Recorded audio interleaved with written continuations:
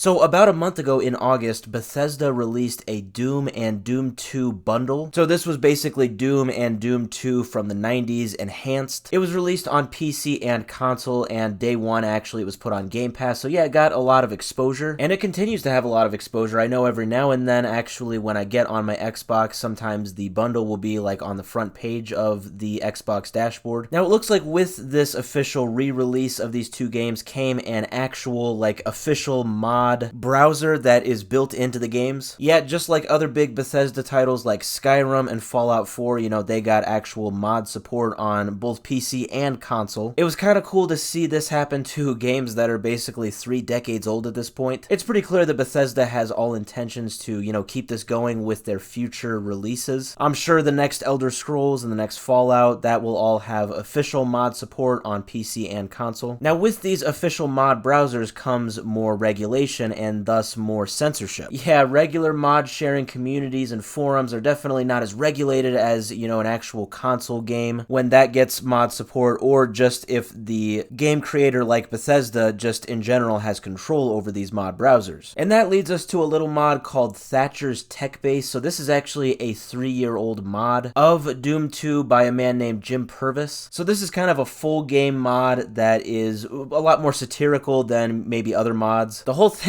actually, believe it or not, involves Margaret Thatcher. Never thought I would mention Margaret Thatcher when talking about video games, but these are mods. Anything is possible. So I guess the mod is based off of the former UK Prime Minister that's been dead for like over a decade now, basically coming back from the dead, and you have to, fight her. The whole thing is obviously just supposed to be funny, probably not taken too seriously. I'm seeing that it definitely comments a lot on like British politics, in real life. Now here's the thing, from what I'm seeing, when the Doom and Doom 2 official bundle was released, this mod, Thatcher's Techbase, was released on the official mod browser by Jim Purvis. But it was actually quickly removed, apparently, because of the political commentary within the game. Yeah, Jim, the creator, actually said on Twitter that this was a educational notice that was basically put on the mod by Bethesda. That is actually how he words it, an educational notice. Yeah, very odd, don't really know exactly what that entails, but basically, yeah, it was removed from the official mod browser, and this was a big deal because this is apparently a very popular mod. It doesn't just have a few downloads here and there. I guess it's one of the most popular Doom mods right now. So anyway, fast forward to just 3 days ago on September 24th, Jim, I guess, cleaned up this game. He censored it a ton and basically removed all of the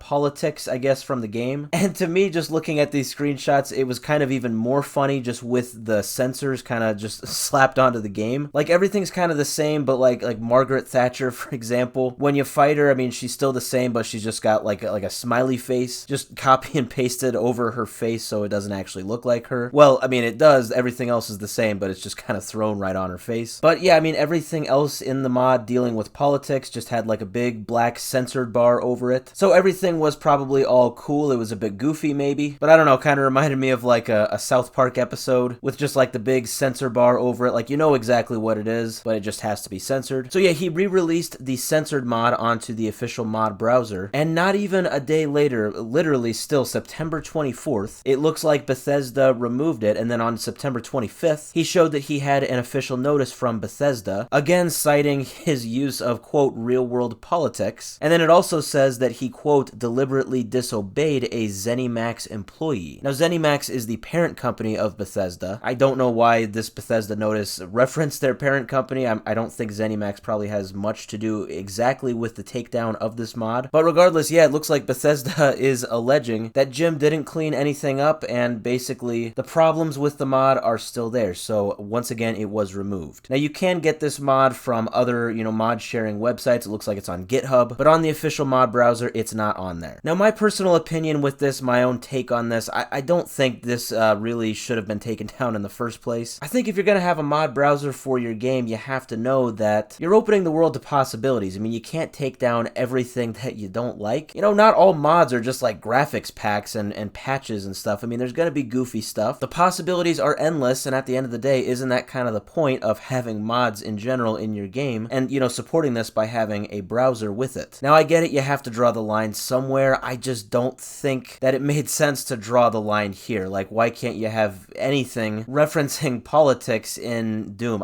It's just weird. That being said, though, I'm not Bethesda, I'm not ZeniMax, and I get it. They have to draw the line. I just think that it's odd to do it here. I think it's going to maybe discourage some people in the present and the future to want to make mods for your game and to want to put them on your official mod browser. Like I said, I think mod support for Bethesda games is going to be the new norm. It'll be interesting to see if they have these same regulations for mods going forward in their future releases.